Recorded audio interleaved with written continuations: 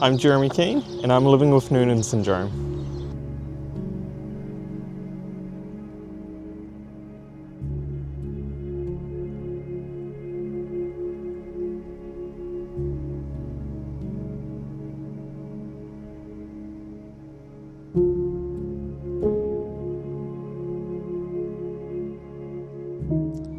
Hey, Jeremy, how you going, buddy? I'm good. You all right, mate? Good? Real good. Awesome, man. Hey, thanks for joining me on this beautiful day. It's very, very nice outside. I want to get this going, man, and just get straight into it. Let's tell these guys, let's tell the viewers who you are and why we're here today, man. Yeah. So my name is Jeremy. I was born in 1987 here in Christchurch, New Zealand. Awesome. So, sort of around my 20s, I was diagnosed with Noonans syndrome. Wow. Like, how did you come to discover that you had this, man? It was a bit of a complicated one, really. So at the time, sort of just after my dad passed away, my two daughters were diagnosed with Noonans syndrome. Right. Not knowing anything about it. Yep. And then once they were diagnosed, I was diagnosed, and then my sister and some of her kids were. Oh, yeah. Can you tell us a bit more about sort of Noonans syndrome? Like, is it, because I asked you this question a while back, and it was when I first met you, when we did a documentary about 3 years back, I think it was, and I think I asked you, I wanted to reach out because there were certain features about you that looked exactly the same as your daughter, and then I seen a photo of your dad, and I was like, far as this, obviously we're going to look like our family, but there's certain features, I was like, man, like, is this something? And then you told me. So can you tell us what the... So Noonans syndrome is a genetic condition where you've got skeletal features, you've got so many different sort of areas within Noonans syndrome. Yes. There's a lot of sort of health issues. Some people have it a lot worse than others. Yep. Me, my dad, and one of my daughters, we have got what they call a pigeon chest. So it's where our chest cavity actually goes inwards. Wow. Instead of just being normal, how it should be. Yeah. Did that create or cause you any pain at all? For myself, running around and stuff like that, I couldn't really do much because I'd get constant chest pains. Okay. And it was a bit of a struggle. Yeah. So what? I remember you saying to me that there was some sort of surgery that could happen for that. Like, did you end up fixing that, or? Yeah. So I spent quite a long time trying to find the surgery here in Christchurch, and I couldn't. Right. And there was just absolutely nothing around. So I reached out. I ended up talking to a surgeon over in America, and absolutely amazing guy. Really, quite supportive. Yep. But again, the issue that I came across was, I had my family, and he was saying about going over to America to have the surgery. Now we're talking big money. That's big money. And definitely. there was just no way we could afford that. Yeah. So I turned around and politely declined going over there and having the surgery, and thinking, well, I'm just don't have to live like this. Wow. Yeah. And you'd kind of feel defeated, eh? Yeah. Like, this is not going to happen. Yeah. I spent a long time trying to sort of deal with this, and sort of hiding it away was sort of one of the hardest parts. Yeah. You'd sort of, you'd, excuse me if I get this wrong, but you'd sort of, maybe you'd feel a bit different to other people, right? Especially younger men. Yeah, definitely. Like, especially, being a guy, you want to go swimming, you want to take your top off, and have a good time with friends and family, and then you being going back to sort of childhood. You take your top off, and you have kids and everyone else looking at you going, you got boobs. And I'm just like, oh, okay, you have to put a top back on. Very uncomfortable feeling, isn't it? Yeah. You almost like you want to feel like a real boy, and have that childhood. Yeah, definitely. It was hard stuff. Yeah. So what ended up happening with this? So One day I got this really random phone call Yep. from the Christchurch Public Hospital, Yep. and they wanted me to come in for a checkup, and I thought, okay, didn't ask any questions about it, Okay. and so I went in and started talking to the surgeon, and he turned around and he wanted me to take my top off, and he's like, right, what we're going to do is we're going to cut from here down and across. Just straight into it. And I'm just thinking, what are you talking about? Like, seriously. And he turned around and goes, your surgery? And I'm just like, how do you even know that I want surgery? And at that point in time, he turned around and looked at me and goes, you remember, messaging a surgeon over in America? And I was like, yes, I remember that quite clearly. And he turned around and goes, he stands up, comes over, shakes my hand and goes, it's actually fine, nice to meet you. Oh, wow, man. Him and his family came from America to New Zealand to perform my surgery. Yeah. And I turned around, I was over the moon. Like, Yeah. It was, I was just fully lost for words. Yeah. It was to a point where, so the day of surgery came, and all my emotions and everything were bouncing all over the show. Next day. And Yeah. like 10 minutes before surgery, a surgeon comes up to me and goes, Jeremy, we're going to change your surgery. Okay. And I was like, what do you mean you're going to change my surgery? And he's like, well, instead of doing this big, cut across your chest, we're going to perform a surgery that has never been done. And I said, it's a first. It's a this world. is a world first. And Far he turned around and out. goes, if this is a success, then we're going to start doing this Yeah. for open heart surgeries all over the world. Mate, that kicked that into action and It did. opened up It really whole did. world, And really I'm far thinking, out. okay, well, what are the risks? And he goes, well, there is actually no risks. So all we're going to do is do this one little cut across your chest, Yep. open the whole entire area, take a rib out, take all the cartilage out, push it all in, put a bit of wire in there and sew you back up, and away you go. Jeez. And he goes, if you agree to it, I just need to sign the papers. So I was like, okay, I'm a guinea pig. Like, let's go. Let's just do it. If I can get through this Yep. to save and help so many people, so many thousands of people around the world, Yep. let's do it. Let's do it. And we did the surgery. I woke up from surgery, and literally as soon as I was awake, just major surgery on your chest. You're thinking, okay, you're going to be in pain. You're going to be really sore, groggy, all the normal stuff after a surgery. And it wasn't like that. It was like I just went to bed, I had a sleep, I woke up, and I just got straight out of bed, and next minute I'm walking around the ward twice. And I'm questioning them, like, I haven't even had surgery. Wow. I had my chest fully done up and everything. Yeah. I've had all these tubes and things all over the place, and I didn't believe it. There was just not a single bit of pain. So it got to the point where they turned around like, well, we need to redo your dressings. So I was like, okay, do you want to see your chest? And I was like, of course I do. It's not like you haven't done anything. Yeah. And they turned around and they took the dressings off. I'm facing this mirror, and I just burst into tears. Yeah. I burst into tears, and all I could say was like, I'm a real boy. Yeah. That's Like, awesome, man. That's awesome. It was so weird. Like, there was just still no pain. There was nothing, and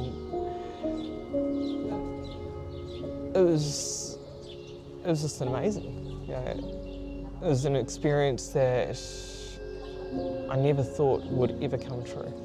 Wow. Now, for Jeremy Keane, this was not the end. This was just the beginning for his real journey. Unfortunately, this wasn't the end. So going through all this, the pain that I was getting more intense. The the pain, the only way you can explain it was almost like having someone ripping razor blades out of you 24/7, and you're not knowing what to do. I've had over 200 ambulance call-outs, and it was playing major impact on my mental health, my BPD, family, friends, life. Just my normal everyday activities. And going through all of this and not knowing sort of what was going to be happening, what was the next steps. And then suddenly one day I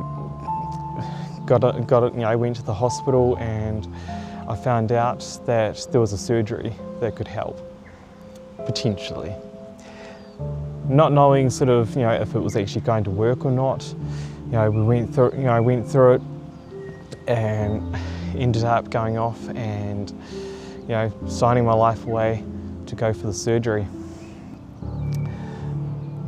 In itself, the whole surgery was to remove my whole entire bladder and have this thing called a stoma that was going to be put into me, and I had no idea. I didn't know what my future was going to really look like.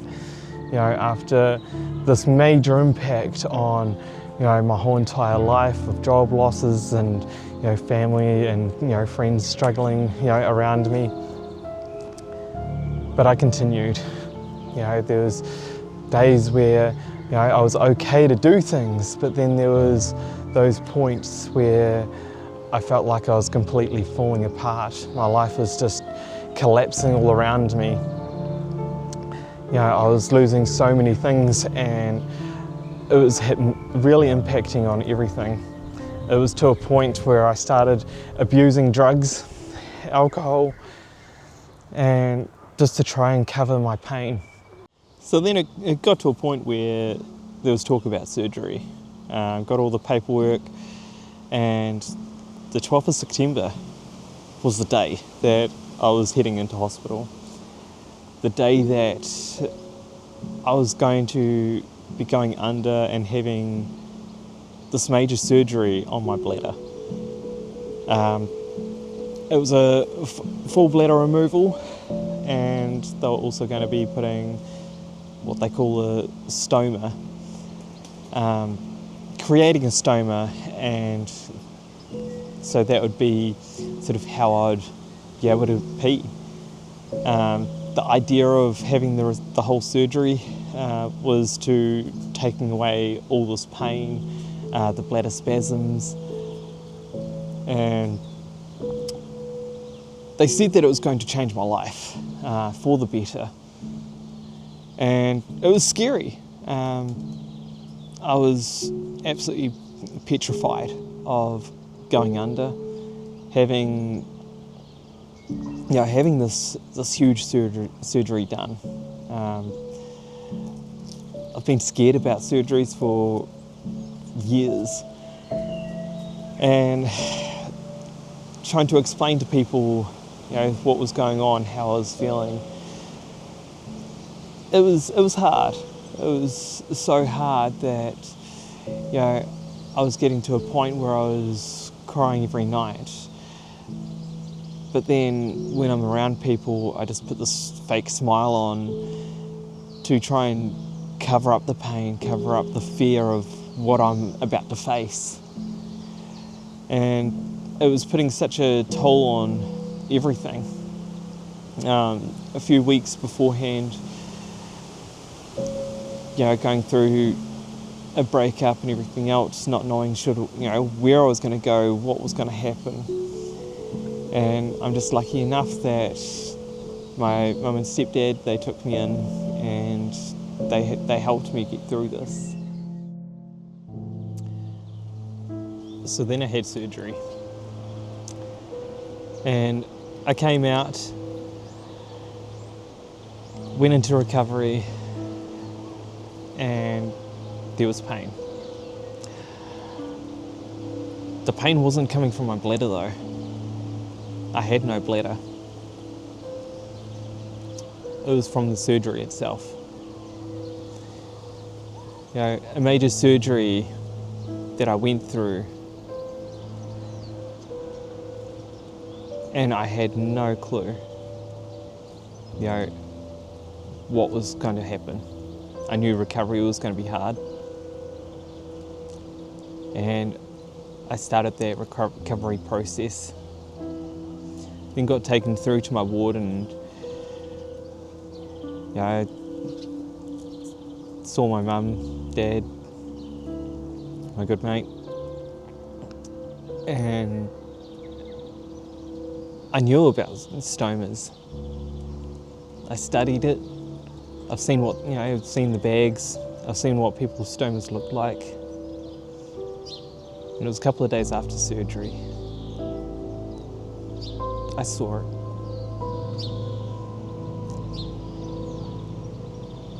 And at first I didn't want to look at it. It was hard.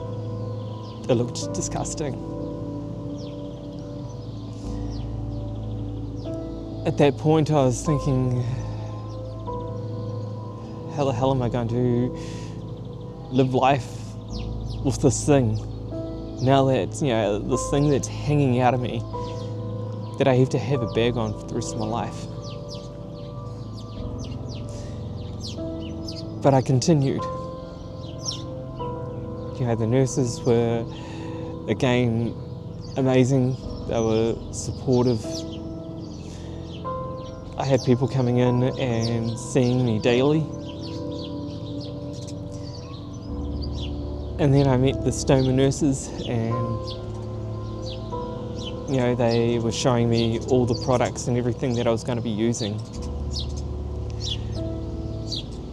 So one day at a time, you know, throughout the day, I kept on looking at my stoma and thinking, is this actually going to be better? I don't have pain in my bladder, so it's got to be. So as days went on, you know, I'm having the nurses coming in and changing my stoma bag, showing me how to clean it, how to care for it.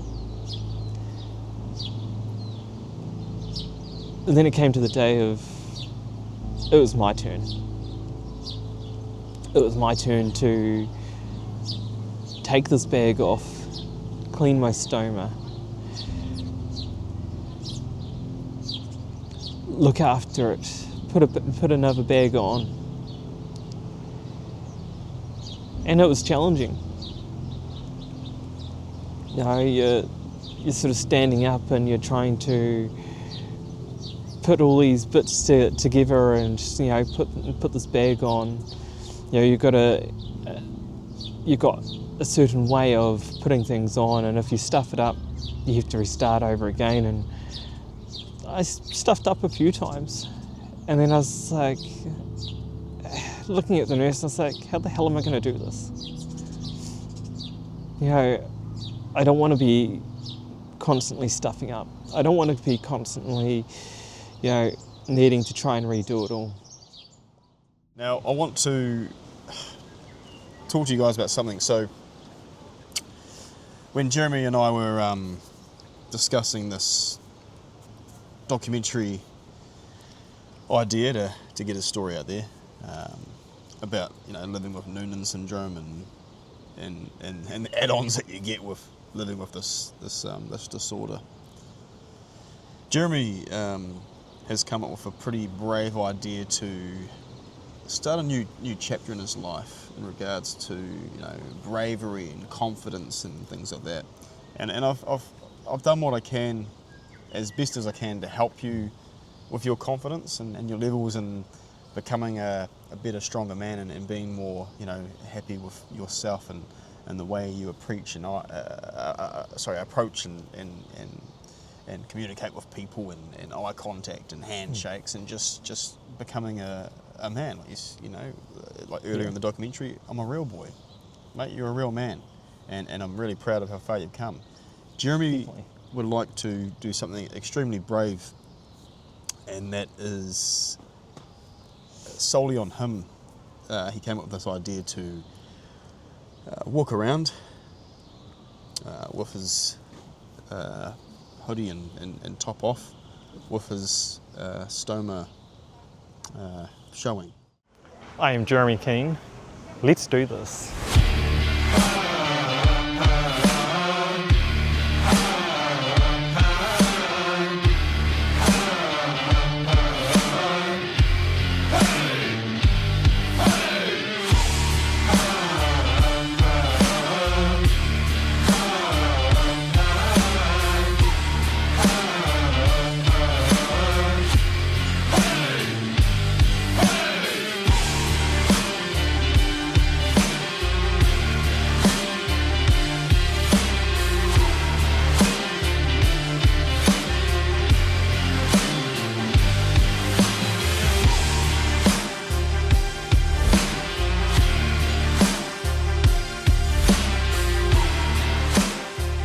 Now, Jeremy, if we can all give Jeremy a round of applause, that was awesome, man. It was really, really That was brave. awesome. Well done, mate. Well That was done. awesome. Really proud of you for doing that. How do you feel after doing that? Great, fantastic. That's brave, man. I could do it. I could do it. It wasn't as daunting as I thought. Right. Like, you know, you hear of all these people getting criticised because of something that's actually out of their control. And, That's it. you know, my whole journey on all of this is breaking down the walls and showing people that, you know, you are who you are. You are who You know, you are, man. You know, I'm really proud of you, mate. if people are going to go out and judge you for that, you know, don't worry about them. Don't worry about it. Move on. You know, you're an amazing human being in You yourself. are. You are, mate. And Now, Jeremy, what's the future for Jeremy Keane? wow. What do you have planned, man? There is heaps planned. Doing more content with content. Getting full-time job. Getting life back on track. Awesome. You know, man. where it should be. Yeah, wicked. You know, without any holdbacks. I can see it right now, mate. But no, I just want to say, man, absolutely proud of you for doing this documentary. Proud of you for doing that right there. That was awesome, man. Really, really well done. Really proud of you, bro. Thank you so much. Awesome, man. Love you, my bro. Loving. Awesome, guys. So that was a really, really, really, really big moment for Jeremy, and I'm really proud of him. And I'm proud to see where he goes with his life, and I'll be there to support it 100% the whole way, mate. Always, always. Thank you. Now, if you guys have a story like Jeremy's here, if you guys have a story like Jeremy's, let me know. Send me a message. Definitely do it. Step up like this man here, and I can tell you now, you'll feel so much better after it's been released. Thank you, guys. We'll see you again. Thank you.